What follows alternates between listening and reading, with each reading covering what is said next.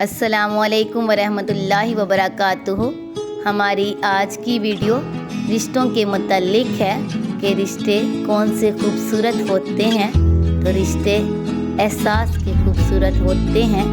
रिश्ते वही खूबसूरत होते हैं जिनमें एहसास का जज्बा हो, क्योंकि हमदर्दी तो हर कोई कर लेता है मगर एहसास कोई कोई करता है।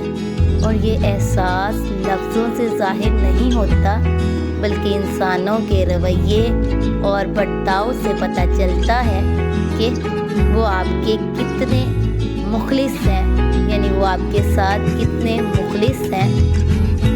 तो रिश्ते एहसास के खूबसूरत होते हैं, ऐसे रिश्ते जिनमें एहसास का जज्बा हो।